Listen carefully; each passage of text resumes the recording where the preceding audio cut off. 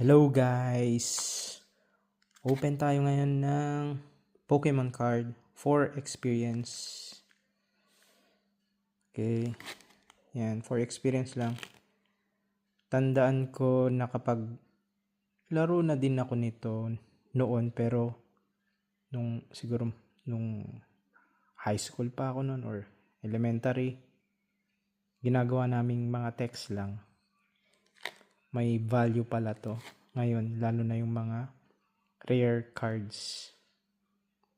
Yan. Ang kaibahan lang, hindi ito yung English version or Japanese version. Hindi naman tayo profi para mag-review nito. Okay, for experience lang. Okay, yan. Wala din akong knowledge sa ganitong Pokemon trading card. For experience lang talaga. Pero natandaan ko noon nung elementary ako or high school, nilalaro lang namin Aztecs. Tapos ngayon 2025, yung mga rare cards may value pala. Tandaan ko siguro way back 2002 or 2000, naalala ko noon, linalaro lang namin as yung text lang talaga. Yung pagkatanda ko pa, yung mga nilalaro naming mga text pa nga ang tawag namin nun eh. Ito kasi medyo mas malaki siya, pero mas malaki siya compare dun sa mga text na nilalaro namin. Siguro half lang ng size nito. Ang mga natatandaan kong nilalaro naming text nun, yung popular yung Ghost Fighter. Meron ding Zenki, natandaan ko pa nga. Yun yung kadalasan. Tapos madami, Zoro, may BTX pa nga. Yun ang natatandaan ko nung bata pa ako. Kaya guys, try natin i-open ito kung may mga rare cards or kung may rare cards. Since andito tayo ngayon sa ibang bansa, syempre hindi siya English version or Japanese version, for experience lang talaga. Try nating mag-open nito. Okay guys, open natin. Okay. Hawak-hawak ko yung cellphone ko. Try nating open para makuhanan ko ng maayos. Okay. Wait. Okay. Open natin. Natin mag-open. Ayan.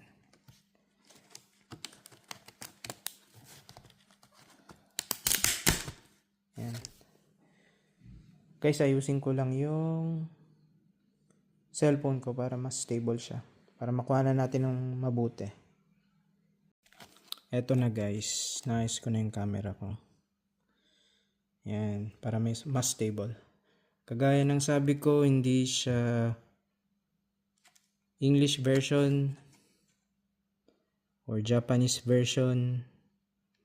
Since andito tayo sa ibang bansa, ito actually German version siya. Ayan, nakalagay yun, no? Samuel Kartenspiel. Ayan. Try nating open. Sakaling may rare cards pa. Okay. Try natin dito. Try natin. Sirain na natin. Guys, try natin open. Okay. Oops. Ayan, nabuksan ko na siya. Ayan. Eto na siya. Uy. Medyo mabigat siya. Ito. Pikachu. Ayan.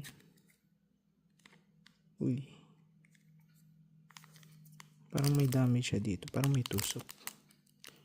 Okay guys, try nating open. Ito muna, si Pikachu. Tingnan natin baka sakaling may rare cards. For experience naman to, lang naman to. Wala tayong balak mag-collect, for experience lang talaga. Katulad ng mga napapanood natin sa mga nagbablog. Okay?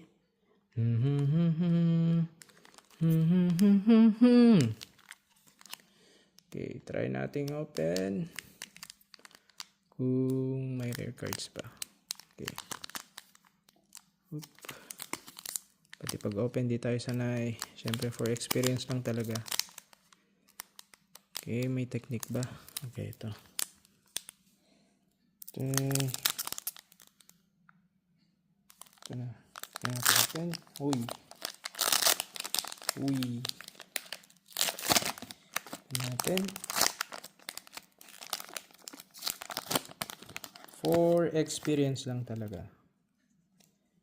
Tingnan natin kung may rare cards.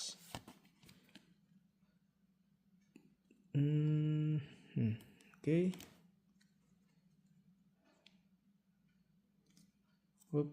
Tingnan natin kung may rare cards. Siyempre, yung mga pangalan naka-German version din dito. Try natin. Yan.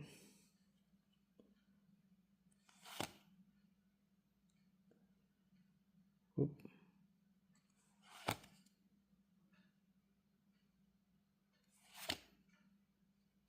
Oop. Parang may nakita akong ibang kulay.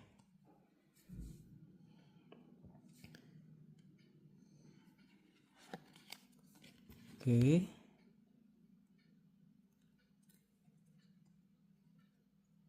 Siyempre, for experience lang naman. Okay, parang may nakita akong iba yung kulay. Oh. Togetic. Okay. From Togepi. Oop. Ito mukhang kakaiba. Siguro ito yung rare. Ito yung rare card. Hindi ako sure, pero i-check natin yan. Kasi hindi naman tayo professional. Oh. Ba yung color niya? Siguro rare cards yung kasunod nito. Check natin. Oop.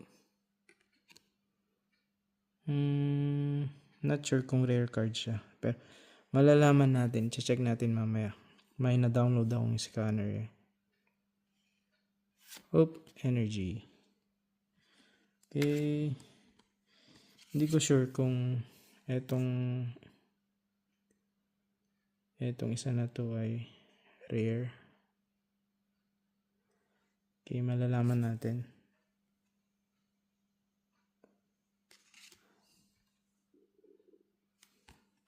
Okay. Malalaman natin. Tsaka ito. Ito isang to kakaiba. Di ko sure kung rare din siya. Pero malalaman natin yan. Itong dalawang to. Hulay natin. To. To, tsaka to. Tapos, try natin i-open yung isa. Okay. Itong isa naman.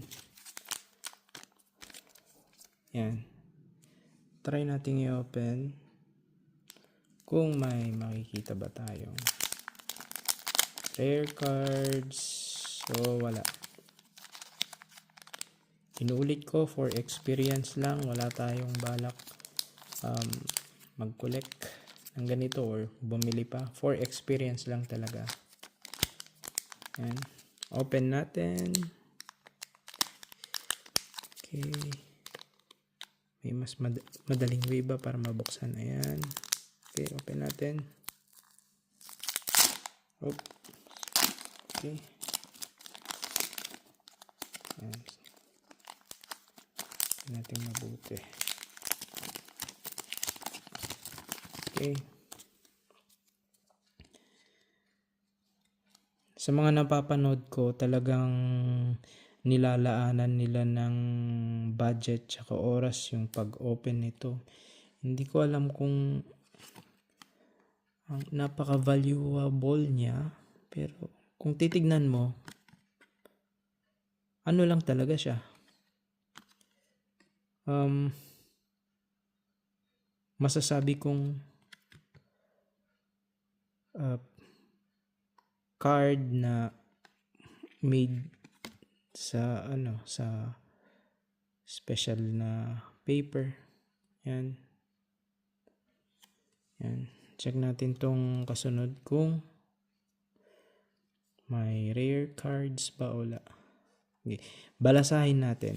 1, 2, 3, 4. Okay. Yan. Tingnan natin kung may rare card. Okay. Uy. Energy. Oop. Parang may nakikita akong kakaiba yung color. Oop. Oop. Uy.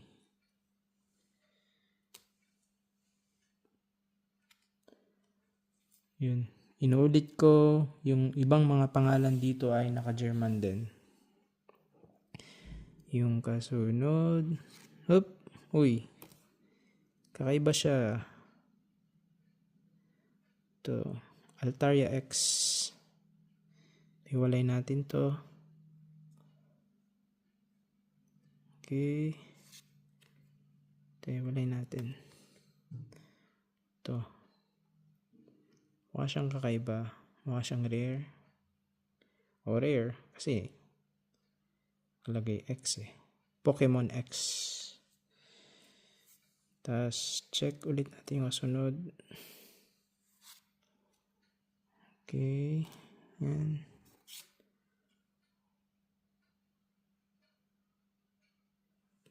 Check natin. Yan. Natin kung may rare pa. Pero feeling ko na nabunot ko na yung or nabuksan ko na yung rare. Yung nauna kanina. Yan. Agilusa. Oop. Anisa. Oop. Deponitox. Okay. Bali, pakita ko na lang yung mukhang kakaibang nabuksan natin. Mukhang rare.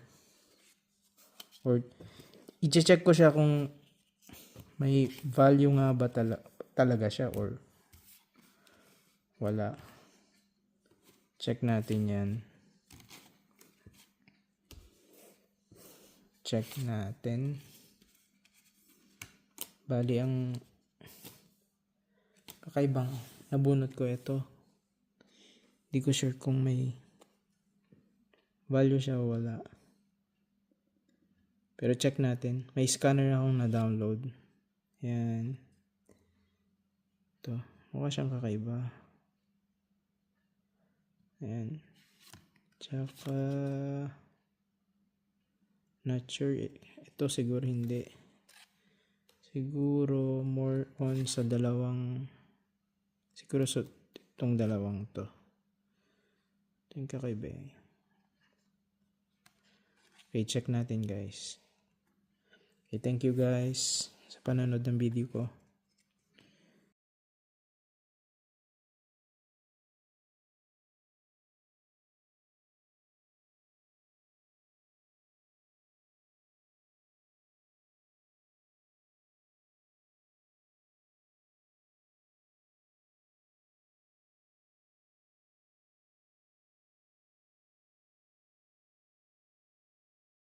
Hello guys. Ito na nga i-review natin ngayon yung kung magkano yung matapos nating mabuksan dun sa nakasil na yung Pokemon card na nabuksan natin. Ngayon, titignan natin kung magkano yung value niya. Yung video ito, kaya ko siya ginawa is for experience lang talaga. Gusto lang natin ma-experience kung paano magbukas, kung may makukuha ba tayong rare card. Ngayon, meron akong na-download na dalawang scanner. Malalaman natin dito kung magkano yung value niya. Siguro gagamitin ko tong collector. Ayun. Try nating scan kung magkano. Unahin natin to. Okay.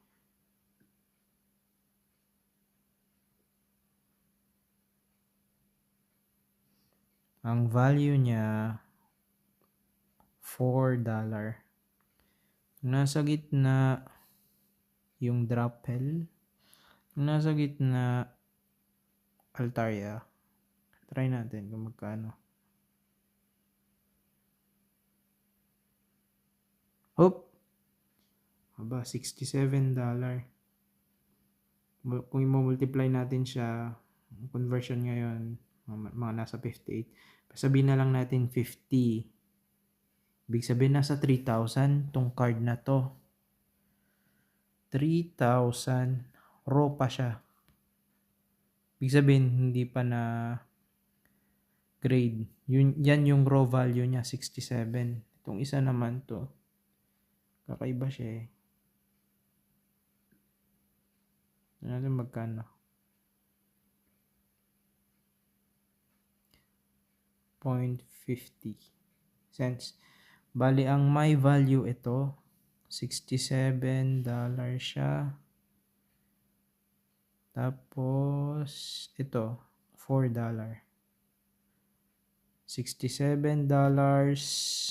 Ito yung my value. Tapos, ito, $4. Yun nga lang naka-German version siya. Hindi siya English or Japanese. Okay. Nagbukas tayo ng sealed na Pokemon card for experience lang talaga. Wala tayong balak mangolekta. Ito. Ayun. Yan. Thank you guys. Subscribe kayo. Tsaka para lagi kayong updated sa videong ipopost ko. Tick nyo na din yung bell button. Thank you guys.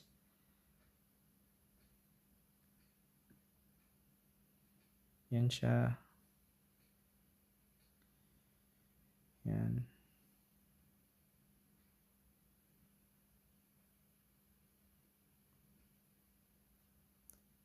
Near mint.